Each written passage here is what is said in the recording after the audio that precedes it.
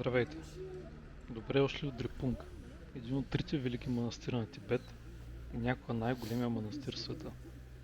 Дрипунг е основан през 1416 година и името му означава оризова купчина, заради варосаните сгради, които се спускат по хълма. Това, което виждате в далечината, е столицата на Тибет, Ласа.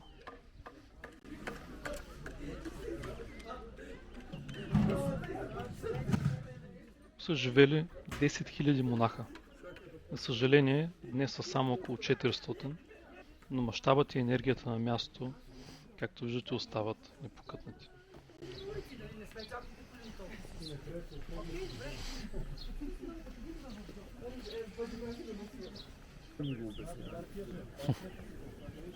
Обърнете внимание на молитвените колела.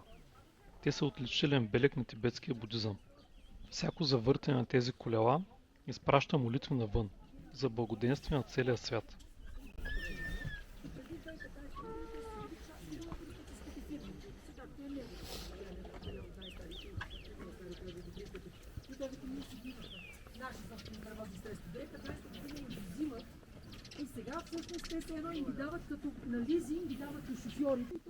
Самото оформление на сградите е разпространено върху обширния хълм, наподобява мандала. Това е будистки символ, представляващ цялата Вселена.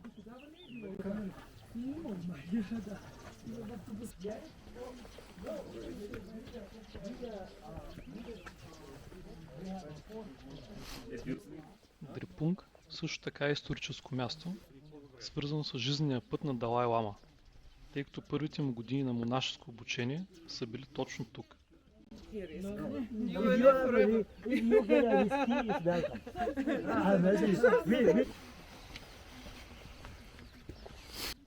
А това е свещената ръковина.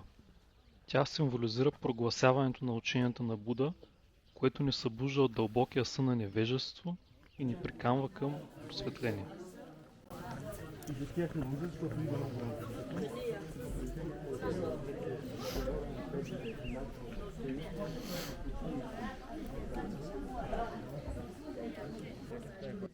Тази сграда се нарича Великата зала на Дарма, сърцето на целия комплекс.